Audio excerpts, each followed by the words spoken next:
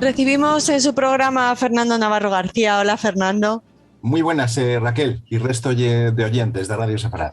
Bueno, es un placer, como siempre, tenerte aquí en tu programa Luz y Oscuridad bajo el nazismo. Ya saben muchos de nuestros oyentes que Fernando Navarro García es, además de un querido colaborador desde hace ya una década, por lo menos, de Radio Sefarad, es director del Instituto de Estudios para la Ética y la Responsabilidad Social de las Organizaciones, el Instituto ERSO. Les ponemos su página web para que puedan informarse mejor de esta institución que dirige nuestro colaborador. Fernando, empiezo comentando lo de tu cargo como director del Instituto de Estudios para la Ética y la Responsabilidad Social de las Organizaciones y lo de la década que llevas, hablándonos de tu diccionario. De tu diccionario biográfico del nazismo y del Tercer Reich, porque son muchos los que nos preguntan si todavía, los que nos han escrito preguntándonos si todavía está en circulación, que imagino que sí, y a la venta.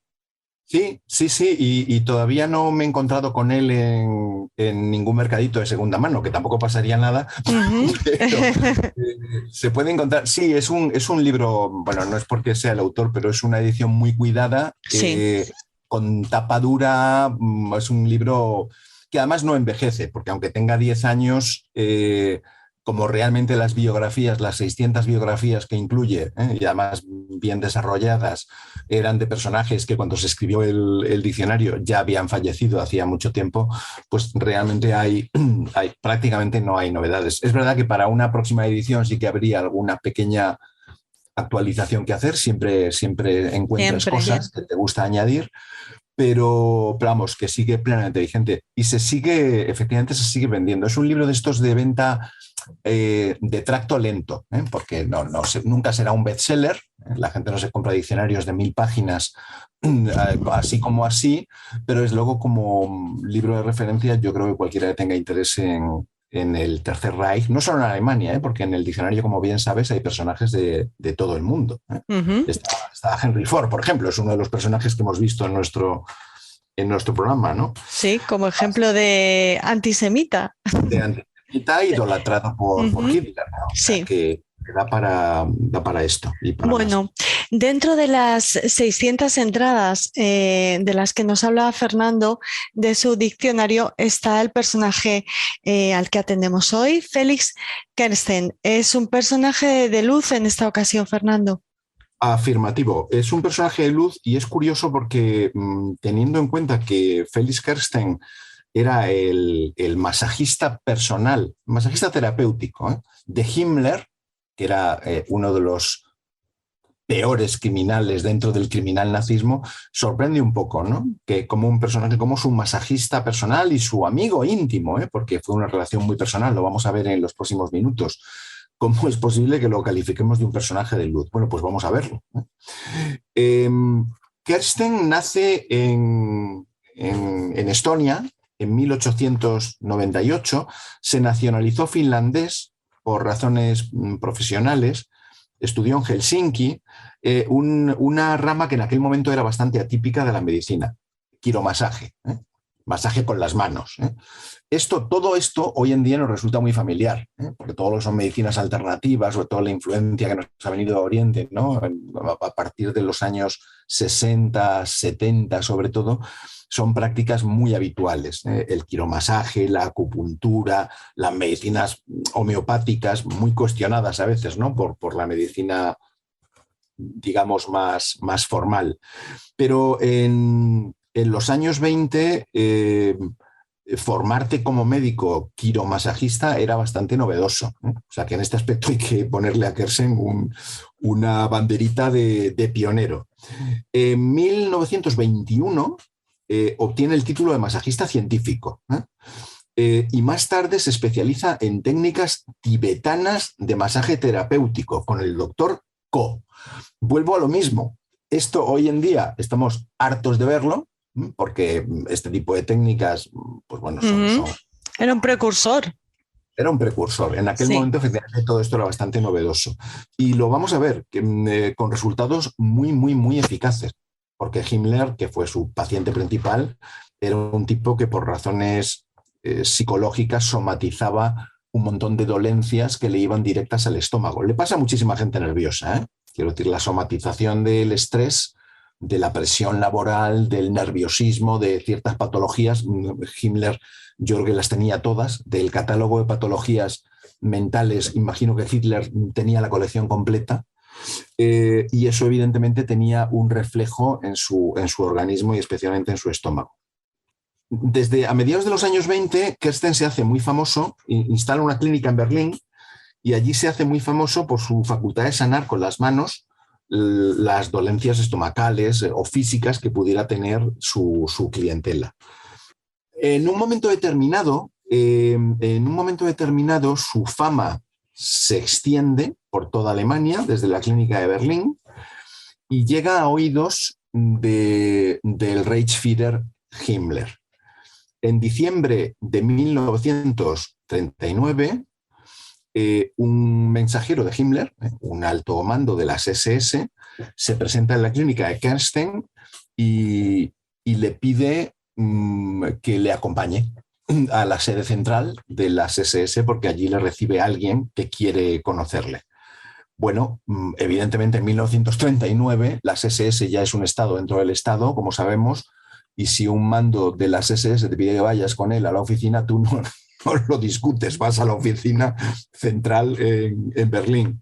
Y allí se encuentra que nada más ni nada menos le recibe en persona Heinrich Himmler, que quiere conocerle.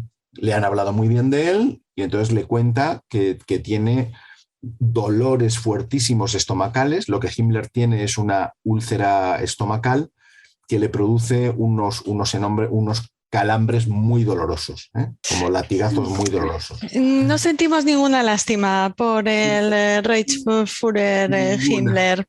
Me ha asustado un poco porque, bueno, me ha asustado cuando has dicho iba a la sede y le recibe y creía que vas a decir en toalla o en albornoz. No, pues tampoco, una cosa, no me hubiera extrañado lo más mínimo. Bueno, no, perdona por esta frivolización en medio No está mal. Yo todo lo que sea ridiculizar a estos personajes Exacto. me parece Bueno, fantástico. gracias, Fernando. Bueno, te No, dejo continuar. Le recibe y le trata, bueno, imagino. sí, él le cuenta sus penas, le dice que tiene una úlcera estomacal, que tiene unos dolores terribles y que ninguno de sus médicos le ha conseguido paliar el dolor. Entonces, Kersten se pone manos a la obra, efectivamente le haría que se quedara como Dios le trajo al mundo y allí en la camilla le da unos masajes súper eficaces. Desde ese momento, Himmler, que estaba torturado por estos dolores desde hacía años, se lo queda. Dice, bueno, yo no me quiero desprender de Kersten. Es verdad que los masajes de Kersten no mejoraban su dolencia, pero sí la aliviaban. Claro, no la podían mejorar, Raquel, porque lo que coinciden prácticamente todos los médicos que han analizado los cuadros y las analíticas de Himmler es que la dolencia la hubiera podido atajar si se hubieran eliminado las preocupaciones y la presión psicológica enorme que tenía Himmler derivado de su cargo criminal y sobre todo de la enorme presión psicológica que ejercía sobre él Hitler, a quien veneraba pero al mismo tiempo temía y probablemente odiaba. Entonces todo eso, si no se erradica de base el origen del mal, pues evidentemente el mal no lo puedes evitar. Lo único que hacía Kersten, que no era poco, era aliviar el dolor. Y entonces, bueno, pues eso ya era más que suficiente para que Himmler se hiciera un adicto a sus masajes. Hay que decir que Kersten nunca le cobró honorarios, nunca le cobró emolumentos por sus servicios de quiromasajista. Y hay que decir en favor y en honor de Kersten que se negó a afiliarse a las SS como le había pedido Himmler. Era lógico, hay que entenderlo. Si Himmler, que era el máximo cargo de ese estado, en todo el estado, que eran las SS, tenía una persona de absoluta confianza, porque ¿en quién vas a confiar más sino en tu médico personal que está contigo, que te ve desnudo y que con sus manos te está dando masajes, pero que también te puede matar o estrangular?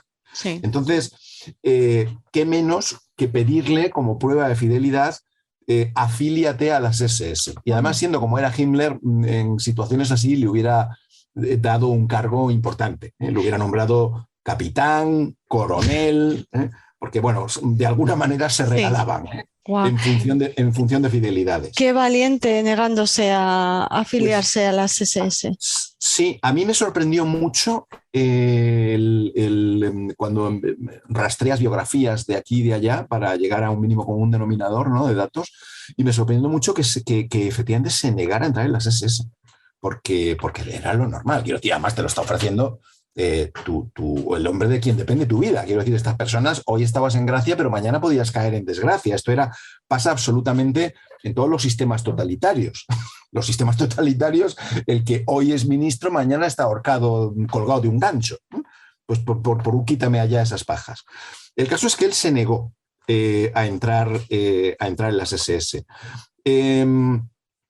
Escribió luego sus memorias, y hay muchos rastros de muchísimos diarios, documentos, cartas, y él pudo verificar en esos contactos personales con Himmler, donde Himmler se le desahogaba, le vomitaba toda su frustración, toda su impotencia, toda su angustia de que, joder, estoy haciendo cosas que en el fondo no quisiera hacerlas, pero claro, si no las hago, Hitler me ha dicho que soy un traidor. Por ejemplo, en un momento determinado se aborda el genocidio, el exterminio sistemático de judíos, y él nota que Himmler lo está haciendo inicialmente, no es que se oponga, no quiero en absoluto justificarlo, no quiero dar la impresión de que se justifica Himmler, pero no lo hace cómodo. Y Hitler en un momento determinado le dice si es también uno de los traidores. Y en ese instante, claro, Himmler dice que en absoluto, que lo que diga Mein Führer, bueno, y a partir de entonces, estamos hablando del año 41, y a partir de entonces se lanza en cuerpo y alma a la tarea de exterminio sistemático, ¿no? Ya después de la conferencia de Wannsee, como sabemos, ¿no?, en enero de 1942, ya empieza las fábricas de la muerte, son los campos de exterminio. Los de concentración sabemos que existían desde mucho antes. Él se va ganando la confianza de Himmler. No le cobra, como hemos visto, y entonces de alguna manera Himmler lo que le dice es, bueno, ya que no te pago, cuenta conmigo para cualquier favor personal que tú necesites. Y a partir de aquí y de las conversaciones privadas que él tiene con Himmler, empieza a obtener muchísima información extremadamente confidencial, porque te puedes imaginar Himmler en la camilla, relajado, sin dolores, medio dormido, cómo le va contando, cómo le va alargando planes, y él va tomando nota mental de todo lo que le cuenta. Una gran parte de esa información, Kersten la pone en conocimiento de los servicios secretos de Finlandia y de Suecia, principalmente de Finlandia y de Suecia. Y es gracias a ese tipo de informaciones que él va transmitiendo, por ejemplo, en un momento determinado, él se entera, de casualidad, esto no es a través de Himmler, se lo escucha a Heydrich en un momento determinado, que están sentados próximos, pero Heydrich a él no lo conoce y no sabe que es Kersten, no sabe que es el masajista de Himmler, y escucha a Heydrich hablar con otro alto mando de las SS, que va a haber una deportación de judíos holandeses en las próximas semanas. Él, con esa información que escucha directamente de los labios de Heydrich, que era el segundo en el rango, después de Himmler, el número 2 era Heydrich, el carnicero de Praga, va con esta información a Himmler para intentar convencerle de que esa deportación de judíos holandeses a los campos en el este no fuera realizada. Bueno, se supone, se ha estimado que la intervención directa de Kersten pidiendo favores a Himmler, y finalmente con la operación que hubo al final de la guerra en la que participó el propio Himmler para intentar rescatar a unos cuantos miles de judíos, sacarlos vivos de los campos de exterminio, ya cuando la guerra estaba perdida, estamos hablando del año 44, finales del 44, principios del 45, se estima que Kersten salvó del exterminio, negociando directamente con Himmler, como mínimo 60.000 judíos, además de un número no determinado de activistas que habían sido condenados en distintos países, principalmente holandeses. Estamos hablando de 60.000 judíos directamente, después de estudios que se han podido verificar. Es una cantidad muy grande. Si comparas, por ejemplo, con la lista de Slinder, por decir un personaje famoso, sí. No llegó a 5.000. Uh-huh. Estamos hablando de 60.000. Si hablamos de Ángel Sambriz, el ángel de Budapest, español, sí. Pues lo mismo. Tampoco fueron ni muchísimo menos estas cantidades, fueron muy inferiores.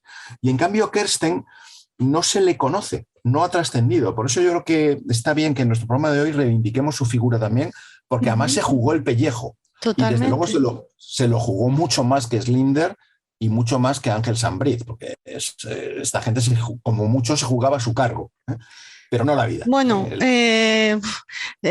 Sidler no sé, pero a Sambriz le persiguió la Gestapo y tuvo que escapar de Budapest. Pero bueno, sí, es verdad. Se la jugaron.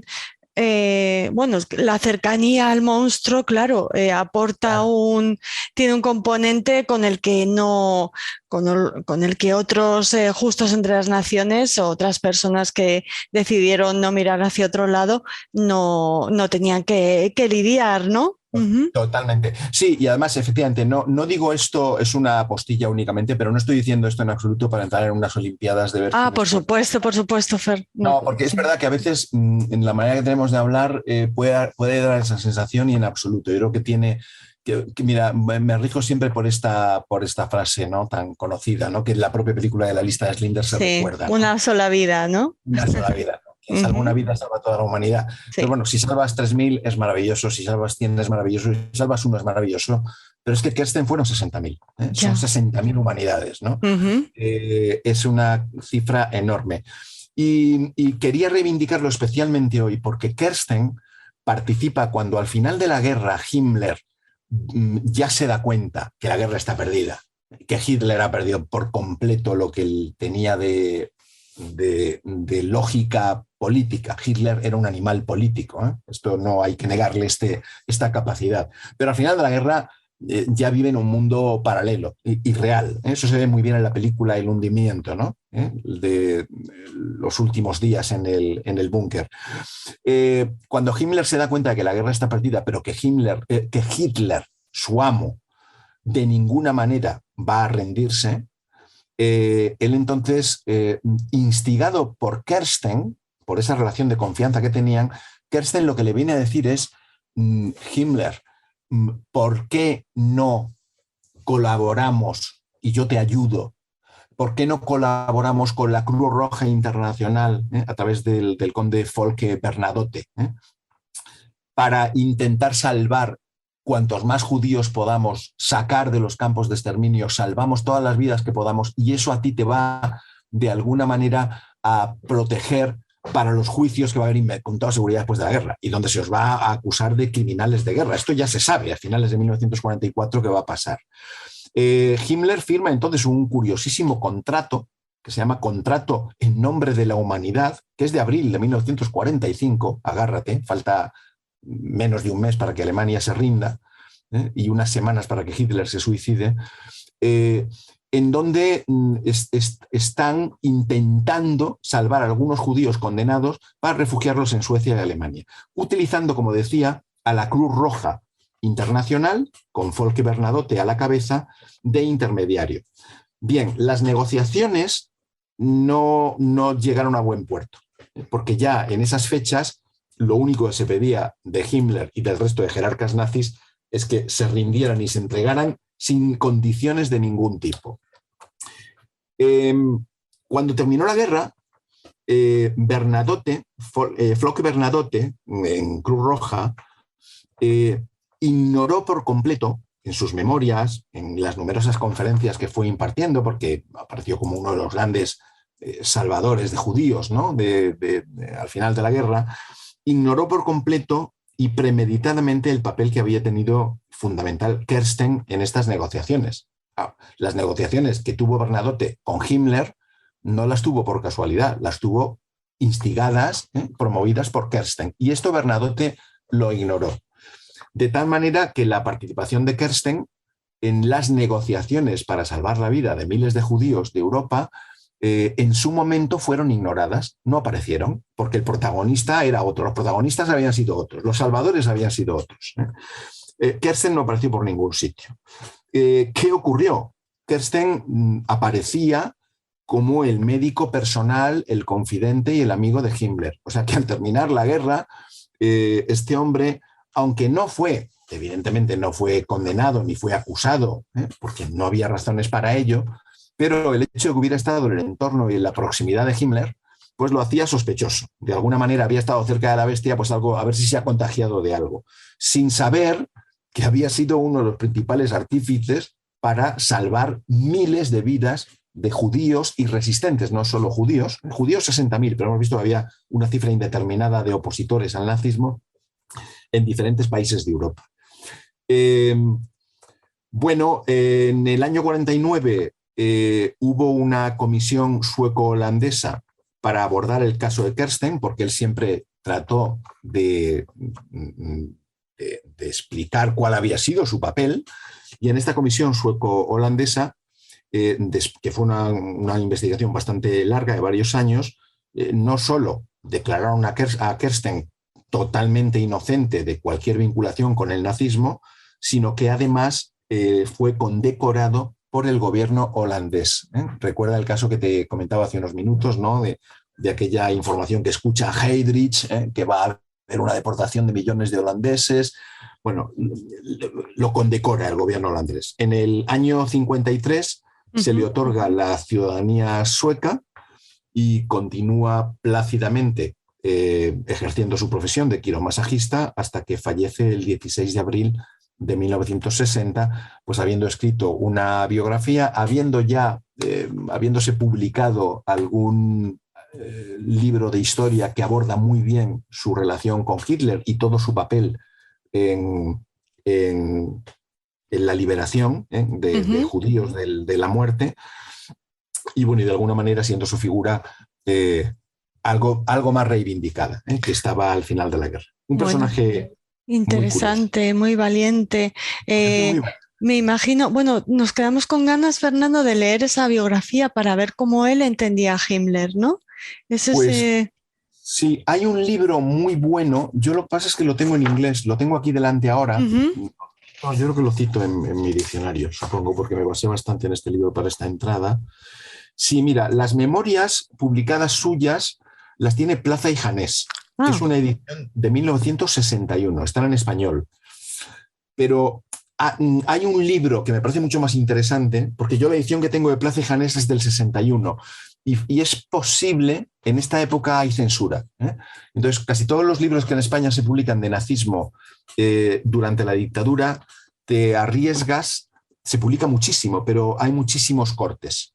Y entonces, por ejemplo, las conversaciones de sobremesa de Hitler, que yo tengo en la edición de la dictadura, en fin, de los años 60, de Luis de Caralt, y la edición que se ha publicado hace unos pocos años ya en Democracia, oye, es que le faltan 200 páginas a la edición de la dictadura, porque todas aquellas páginas en las que Hitler critica al catolicismo, al Papa, a la Iglesia Católica, a Franco, claro, a la Misión Azul, todo eso desaparece. Las críticas a Mussolini, las críticas... son ediciones que, bueno, está bien si accedes a ellas, porque es lo único disponible en español, pero yo recomiendo mejor una edición que yo creo que no se ha traducido. Yo tengo por lo menos la versión inglesa, que es The Devil's Doctor, el médico del demonio, el médico del mal. El autor es John Waller, con W y doble L. John Waller. Es una biografía del año 2002, cuyo subtítulo es Felix Kersten y el plan secreto para volver a Himmler contra Hitler. Bien, que es un poco esto, el plan del final de la guerra. De alguna manera, Himmler traiciona la idea de Hitler de acabar con la solución final, y en lugar de meter más leña al fuego, lo que hace es justamente intentar negociar una paz por separado con los aliados, y a cambio de ello salvar las vidas de los judíos, de unos cuantos miles de judíos, que es este plan que finalmente fue abortado porque los aliados no quisieron firmar una paz separada de la Unión Soviética, por el pacto que tenían Stalin, Churchill y Roosevelt de no firmar paces separadas, ¿no? Pero bueno, ya digo, un personaje... Impresionante historia. Sí. Muy interesante. Que nos ha encantado conocer, Fernando. Te lo agradecemos muchísimo. Te esperamos en la próxima entrega de Luz y Oscuridad bajo el nazismo. Pues un placer, Raquel. Nos veremos en la próxima entrega. Un abrazo para todos.